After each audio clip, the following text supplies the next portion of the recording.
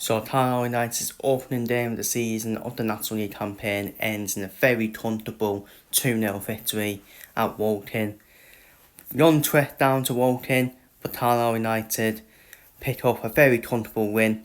This is the ideal start, really, isn't it? The ideal start for a year that we've not been in for 2 decades. It was unknown, unpredictable about how we would do, how we would start, especially when there's that pressure on us about obviously being the favourites as well. And but yeah, very good performance. We were very good. We were dominant throughout the whole game. Woking were quite poor. I expected better from Woking, if I'm being honest with you, but I would put that down to us. Making them poor. I see some of our fans are still not happy with our performance, and I was like, what? What are they watching? I was impressed by our performance. I was actually impressed. I thought first half we had not clear cut chances, but they were definitely huff and puff chances, and second half we were obviously a lot more, definitely more better than the first half. But I thought we played well for the whole game. The first goal, obviously, despite it was 0-0 at half time, I thought I was actually impressed with our first half performance. Second half, obviously we took the lead through Luke Armstrong, brutal through ball by, I think it was Jack Elliott, to find Luke Armstrong. Tight handle, by the way, for Luke Armstrong, but he finishes it in the left bottom corner. Great finish, proper striker's finish, number 9's finish as well, to make it 1-0.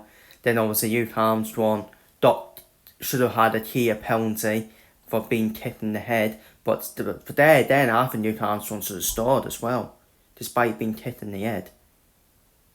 Despite he had hit in the head, he should have still scored in my opinion. But we were denied a clear penalty for that, so that could have easily made it 3-0, even more comfortable win. And then obviously Ethan Robson, with pretty much 10 minutes to go, finishes the game up, wraps the game up with a brutal free kick, left hand top corner, brutal free kick, and to make it 2-0. Obviously Ethan Robson coming off the bench to score a free kick as well, and maybe that's a sign to say Ethan Robson's staying at the club, and that's probably the quality he can bring. He can bring as well. As we now know, he's definitely good at free kicks, isn't he? So, but yeah, for me, very good performance, well deserved win, We dominated the game. It would have been a trophy. It would have been massive drop points if we didn't win. The game, and but for me, it was always about the performance. Like, if we didn't play well, but we drew, I would have took that still. But the fact we played well, it would have been a travesty if we didn't win the game, if I'm being honest with you. I think we saw the quality. I think we've seen the quality between the two teams, the difference in depth and quality between the two teams. Even our bench, look at our bench there. We brought the likes of Davis, Kelly, Murray, Stephen Fern and Watson on. We brought them on as well, which is still quality on the bench, especially with Georgie Cable, what he did in the back end of that season. We don't know what's going to happen with Jordan Jones and Charlie White, who are currently still absent from the squad. Obviously Charlie White is obviously working on fitness. Jordan Jones, take your debts on what's happening with him. Obviously being in with a move to Queen of Morton. But even them two are still quality players on paper. Imagine them two in our squad as well. It's scary. It is scary for the rest of the opposition, in my opinion. Obviously, Morgan Feeney's out injured as well. Obviously, Harvey McAdam. In terms of standout players, Harvey McAdam was very solid.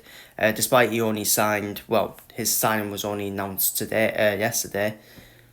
Before the game. Even though it was done the day before, let's be real.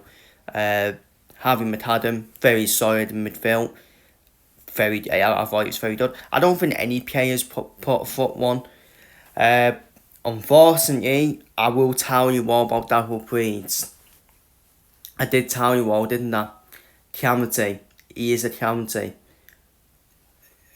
Like, we all criticise Thomas Hawley and how he Hewitt, but yeah, we don't criticise double breeds because he's from Carlisle, he's local. The only negative of the game was him taking the player out, in my opinion. Absolute calamity. He didn't know whether it was Arthur or Martha, whether to go for the ball or not. Then he took the player out outside the bloody box as well. So that's the only thing that annoyed me. Absolute calamity. But then he's kept a clean sheet, hasn't he? He didn't have anything to do. Let's be real. Didn't have anything to do. Defenders were good. Hayden and Thomas were good. Again, weren't really tested or whether. Harper wasn't really tested, but he was good offensively. Jack Ellis, very good defensively and offensively as well. Even though when I saw him at right back, I was a bit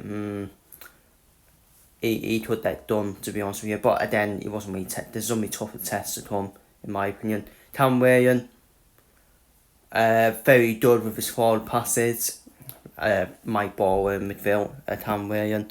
Embleton, I saw more of him in the first half than the second half. I thought he was a bit quiet in the second half compared to the first half.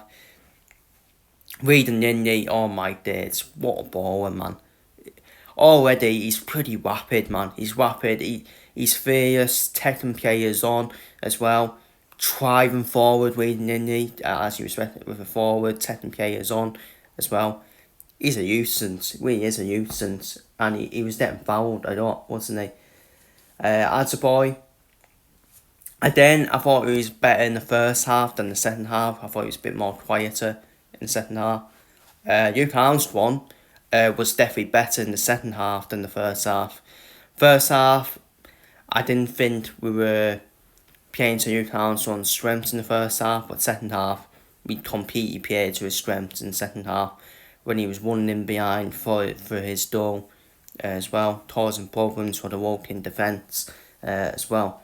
So yeah, I don't think anyone put a foot one really. I thought they all had good performances. I know I do criticise Breeze for that calamity tackle on the walking player outside the box, whether to come out for the ball or not. That's the only criticism I would give to him. And that's why I said he ain't as good as people make out he is, because he isn't.